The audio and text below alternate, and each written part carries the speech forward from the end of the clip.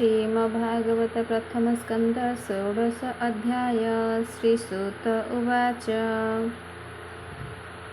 सूत कहन्ति अनुरागे आनंदे मुनिंकर आगे। स्वभावे अभिमन्यु सूत तेज विकासे परीक्षित। ब्राह्मण वाक्य जन्म काले सुमरी हस्तिना मंडले। राज्य आवरी राजा जेते सर्वे खटिले पादगते। शत्रुंकु जिणी महातेज भोग करई निज राज्य। विराट सुत सुता थिला स्नेहे से परीक्षित देला। अति सुंदर रूप कांति नाम ताहार कलावती। ताहार गर्भु चारि पुत्र धर्मे संपादि परीक्षित। कुमार जन्मे जय आदि सकल गुणे से प्रसिद्धि। आनंदे राजा परीक्षित यज्ञ बरिला पुरोहित। गंगार तीरे वेदवादी साधिला तिनि अश्वमेधी। दक्षिणा देले मनपुरी दिग विजय विजय करी। कली जुग को एक दिने देखिला बेल अवसाने। शेष शूद्र जाति नुपसाजे लह मशाल घेनी विजय। अग्रे गो मिथुनकु थोई हुंकार नादे प्रहारई। ताहाकु देखि नृपमणि तक्षणे भुज धरि आणे। बंधन कला बाहुबले से वीर बनि मंडले। एमंते सूत मुख शुणी सौनक आदि जेते मुनि। आनंदे होई कृतकृत्य कहन्ति शुणा मुनि सूत। सौनक उवाच। केवण हेतु परीक्षित दिग विजये उपगत। कलिकु धरि बाहुबले बंधन कला कि छळे।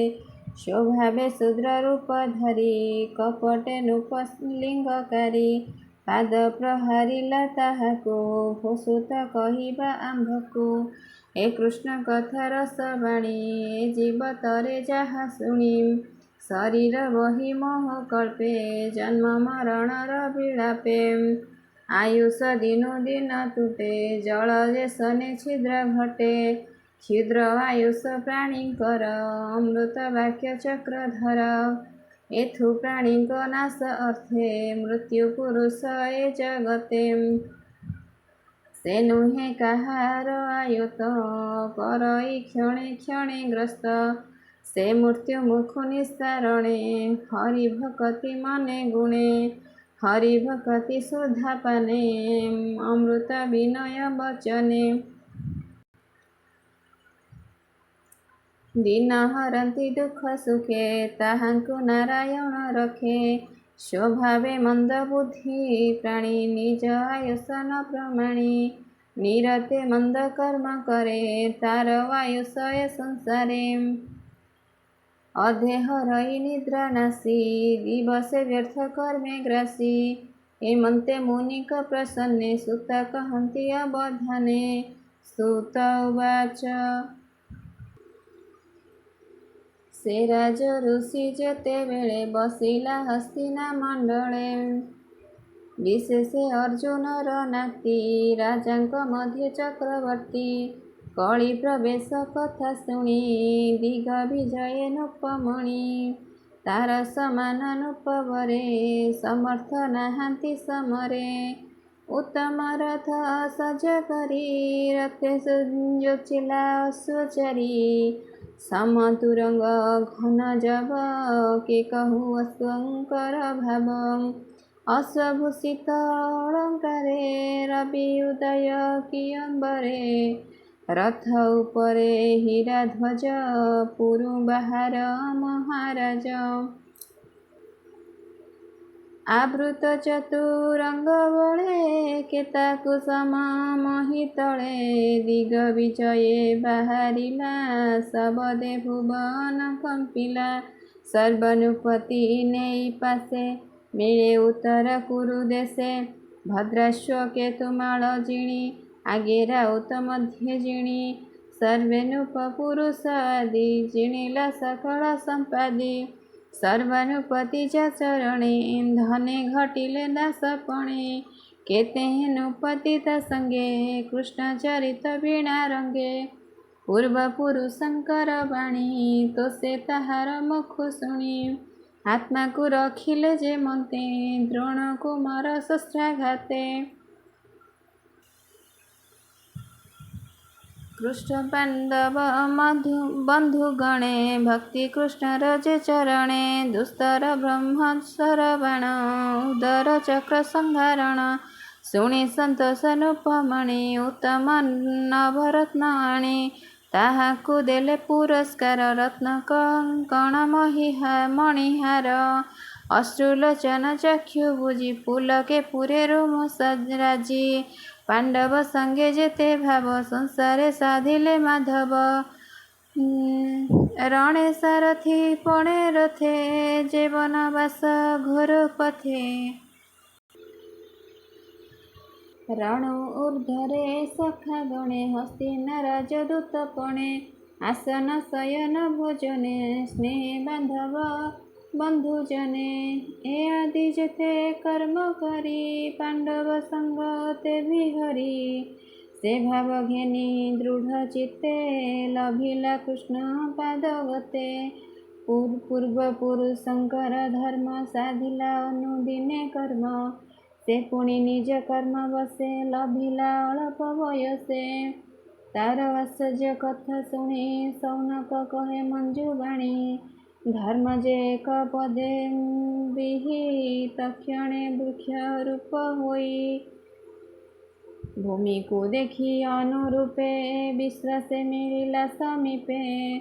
ସେ ଧେନୁ ନତି ଦୁଃଖେ ଦୁଃଖୀ ଅଧୁବଦନେ ଅଶ୍ରୁମୁଖୀ ତାର ବଦନ ଚାହିଁ ଧୀରେ ଧର୍ମ ବୋଲଇ ପ୍ରିୟ ଘରେ ଧର୍ମ ଉବାଚ ସୁନ୍ଦରୀ ସତ୍ୟ କହ ତୋର ବିସ୍ମୟେ ମୋର ଦେହ କି ବାତ ନୟ ତୋର ମଲା ସ୍ୱାମୀ ବା ଦୂରେ ପ୍ରବେଶିଲା ତୋର ଶରୀରେ କିବା ବ୍ୟାଧି ଶ୍ରବଇ ଅନ୍ତରେ ଆଚ୍ଛାଦି ବିଶେଷ ବଚନ ତୋହର ଏଣୁ ଏ ସ୍ୱଭାବ ଯେ ତୋର କିବା ତୋର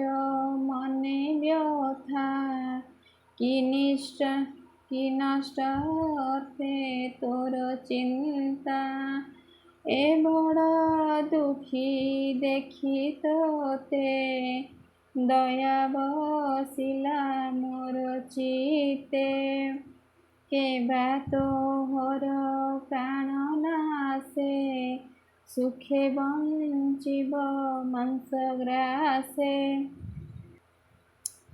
କିବା ଦେବଙ୍କ ପ୍ରୀତି ଛଳେ ଯଜ୍ଞ ନୋହିବ ଭୂମି ତଳେ ଯେଭେ ନ ବରଷିବେ ଦେବେ ଏଣୁ ଏ ପ୍ରଜା ନାଶ ଯିବେ କିବା ପୁରୁଷ ନିଜ ନାରୀ ଉପେକ୍ଷୀ ପରଦାର କରି କିବା ବାଳକ ପିତା ମାତା ଛାଡ଼ିଲେ ତୋର ମନେ ଚିନ୍ତା କିବା ବ୍ରାହ୍ମଣ ବେଦବାଣୀ ସାଧିବେ ଦିନ କୂଳେ ଆଣି ଗ୍ରହ ନକ୍ଷତ୍ର ବନ୍ଧୁ ରାଜା କଳି ବିହିତ ଜନ ପ୍ରଜା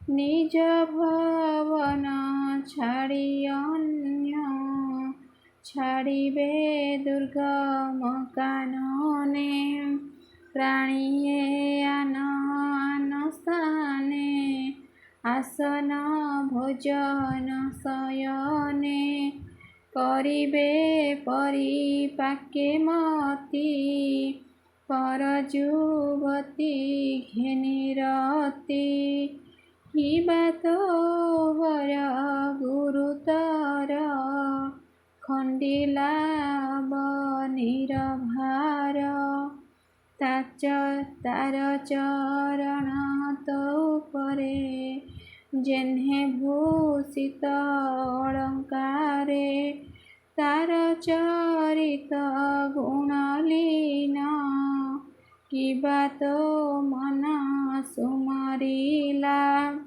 ତାର ବିଯୋଗେ ତୋର ଚିତ୍ତେ ଚିନ୍ତା ସାଗରେ ମୋହଗ୍ରସ୍ତେ ଏ ଆଦି ଯେତେ ଚିନ୍ତା ଭାର କହ ଅଭିମାନ ବ୍ୟବହାର ଦେବେ ପୂଜନ୍ତି ତୋତେ ଭଲେ ଏବେ ଅବଜ୍ଞା କିବା କଲେ କାଳ ବା ତୋର ଶୁଭହାରି ଯେଣୁ ଦିଶିଲୁ ହତଶିରି ଧର୍ମ ବୃଷଭ ବାକ୍ୟ ଶୁଣି ଧରଣୀ କହେ ମନେ ଗୁଣି ଧରଣୀ ଉବାଚ